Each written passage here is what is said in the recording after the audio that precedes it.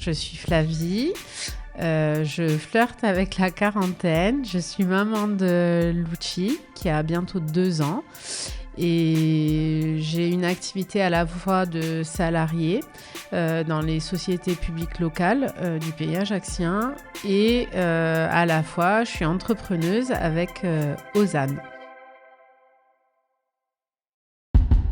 En fait, inconsciemment, je pense que oui, mais j'aurais jamais osé me lancer, enfin, on peut pas dire jamais, mais en tous les cas, j'ai jamais jusque-là osé me lancer toute seule. Et c'est vraiment, en fait, nos échanges avec Émilie, le fait de partager ses préoccupations communes et le fait qu'elle ait en revanche une expérience d'entrepreneur, qui a fait que j'ai osé me lancer avec elle et pour un sujet qui me passionnait. Mais en fait, c'est en me lançant que je me suis rendu compte que oui, en réalité, c'était un désir un peu caché. Donc, depuis que j'ai repris après mon congé maternité, je cumule ces 2 fonctions, puisque précédemment, donc, j'étais que salariée.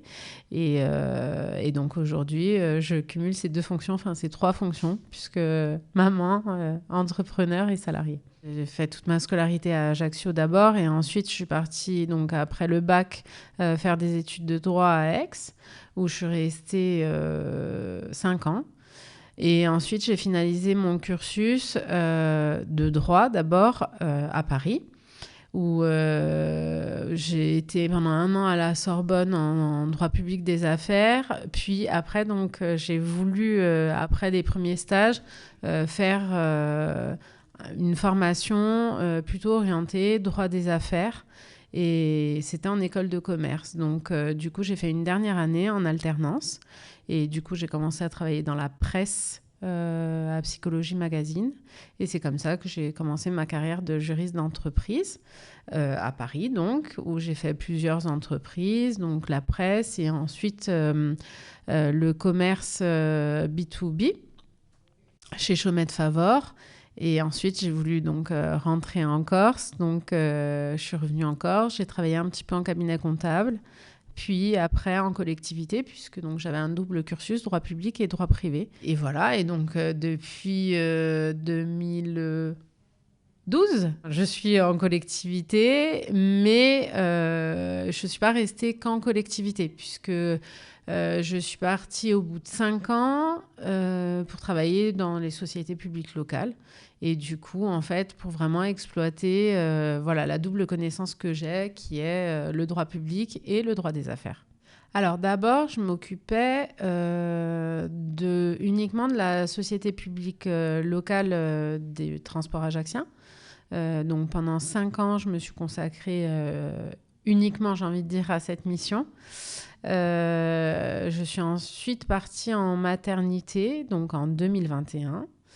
Et en même temps que ma maternité, on a commencé à créer Ozanne. Donc en septembre 2020, on a commencé à créer Ozanne et je suis partie en congé maternité en mars 2021. Et donc du coup, pendant mon congé maternité, on a vraiment lancé le projet. Et ensuite, donc, quand j'ai réintégré mon poste après mon congé maternité, effectivement, j'ai réintégré sur un poste qui est sur 3 structures. Donc, c'est les 3 sociétés publiques locales, donc la M3E, qui fait de l'accompagnement d'entreprise, la société Amétar, qui s'occupe de l'aménagement du territoire sur le pays ajaccien, et toujours la société Movitar, donc le transport public. Après, chaque entreprise a des fonctionnements bien différents, avec une culture différente. Dans la presse, clairement, ce n'est pas la même culture que dans le commerce B2B. Donc, du coup, les objectifs ne sont pas les mêmes. Les méthodes de travail ne sont pas les mêmes. Donc, ça permet vraiment d'avoir une vision, je trouve, du métier qui est très générale et globale et qui, pour moi, est très enrichissante. L'organisation s'est mise en place quand même progressivement, mais c'est vrai que ça nécessite une certaine rigueur dans ton organisation et que du coup, tout est un peu paramétré au millimètre pour arriver à tout gérer. Ozanne, quand je reprends mon activité de salarié, en réalité, on travaille toujours sur la R&D puisqu'on est reparti à zéro.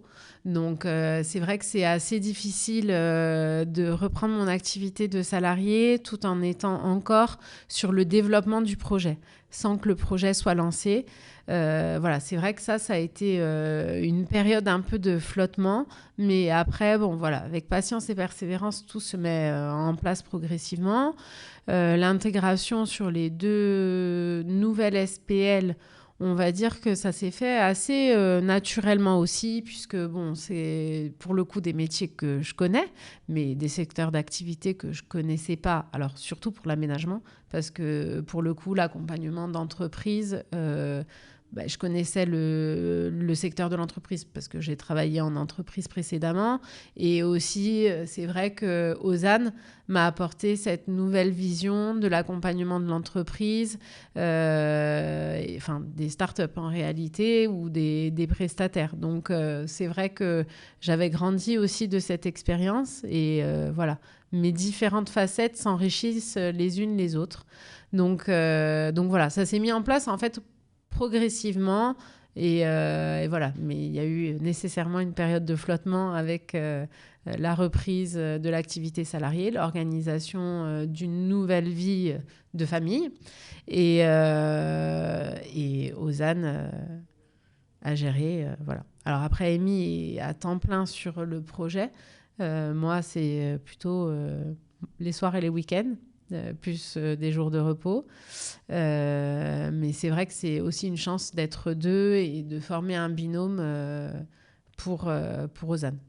Par contre, j'essaye quand même de couper et d'avoir des vacances, des moments en famille. C'est ce qui me permet quand même de recharger les batteries et de repartir. C'est ce que j'essaye de faire maintenant, en fait.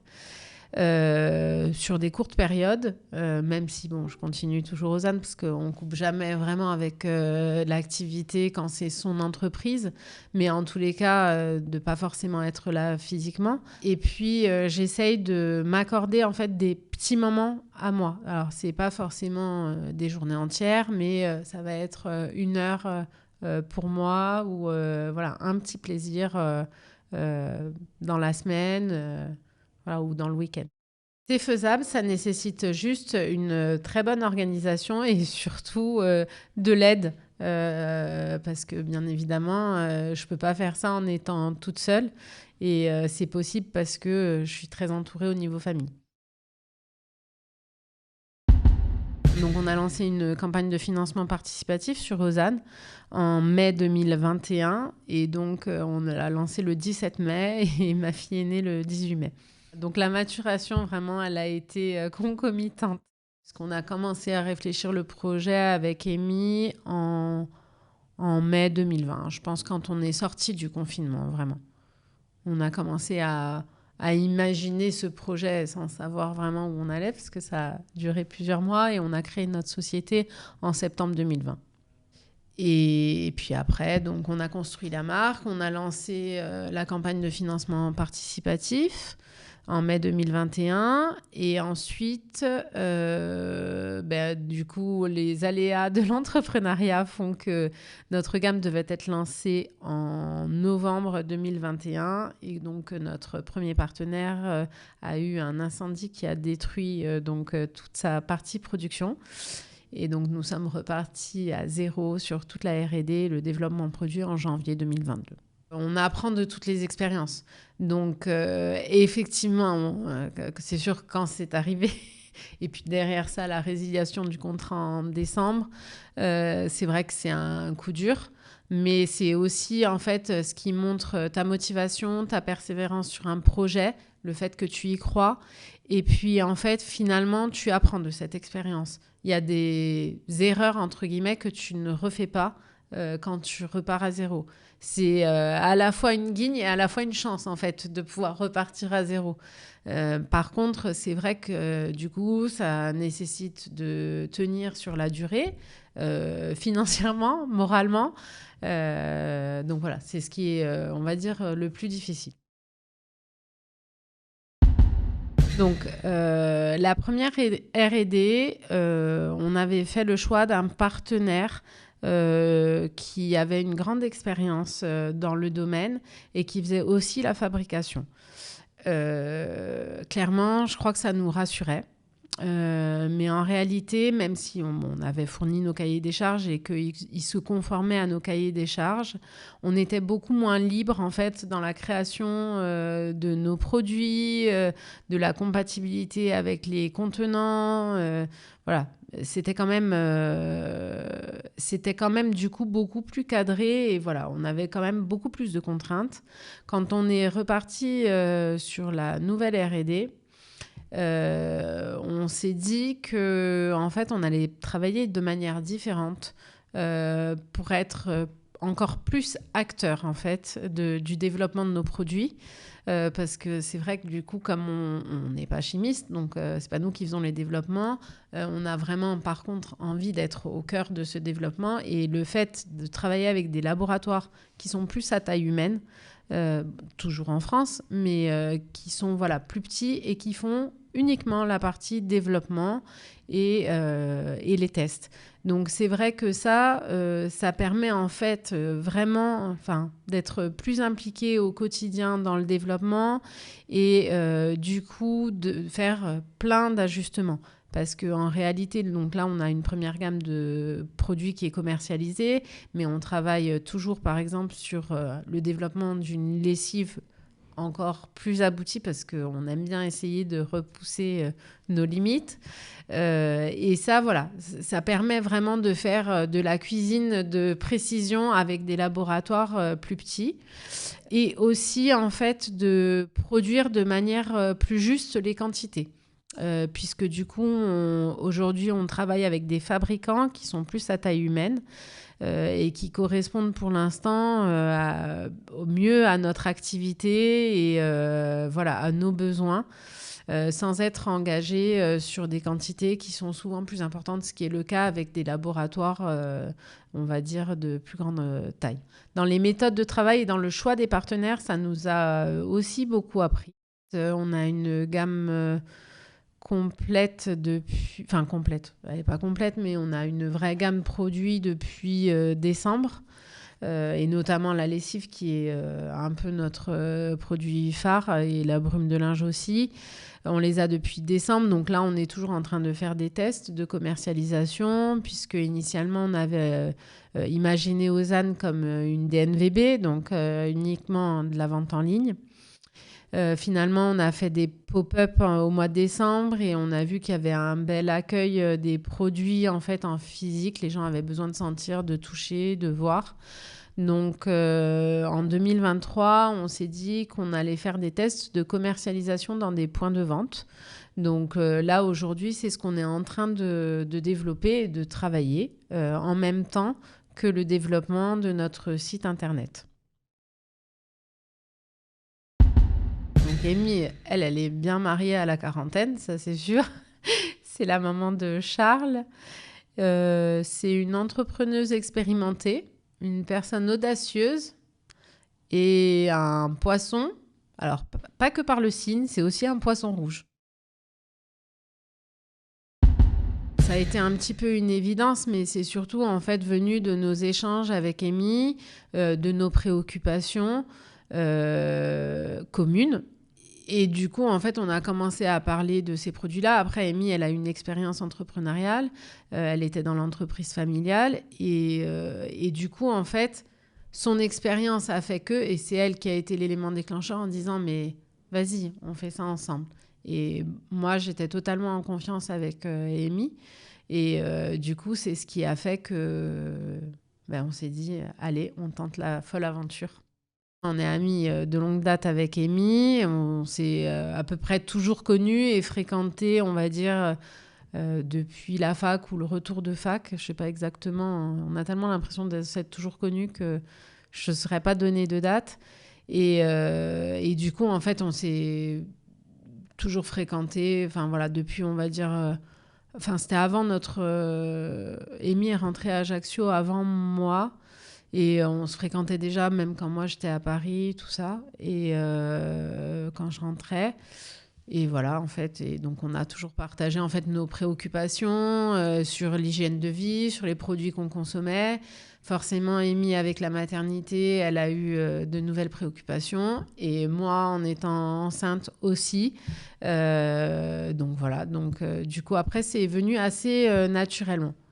Donc Amy, elle avait envie d'un nouveau départ professionnel et moi, j'ai eu envie de suivre cette aventure avec elle. Ça a été possible parce qu'on est deux et c'est vraiment une chance. Pour échanger avec beaucoup d'autres entrepreneuses, le fait d'être deux, on se relaie aussi et on essaye de se soulager. Même si, comme je le disais, moi je suis du coup moins dispo et je ne suis pas full-time sur Ozanne, contrairement à Amy. Mais c'est vrai que c'est possible. Et que le projet peut avancer à ce rythme-là aussi, parce qu'une de nous deux est à temps plein et que moi, en fait, je suis en relais, moins sur le quotidien de l'entreprise, puisque je participe à la recherche de financement. Donc ça se fait, mais ça peut se faire en dehors des heures de bureau. Et ensuite, sur des missions qui ne sont pas bloquantes au quotidien, en fait. Alors, Ozanne, donc, ce sont des produits de beauté pour la maison, sains, naturels et jolis, puisque en fait, on a appréhendé Ozanne en considérant que la maison, c'était comme une seconde peau qui méritait aussi bien que la première. Et du coup, on avait fait le constat que l'air intérieur était 5 à 7 fois plus pollué que l'air extérieur. On passe 80% de notre temps dans des espaces clos, le bureau, la salle de sport, la maison. Et que cette pollution intérieure, elle était notamment due aux produits d'entretien qui sont du coup toxiques pour la santé. Donc voilà, tout ce cheminement est parti de ce constat-là et on a voulu du coup introduire une nouvelle routine ménage quotidienne en se faisant plaisir. Donc voilà, c'est vraiment l'idée d'Ozanne.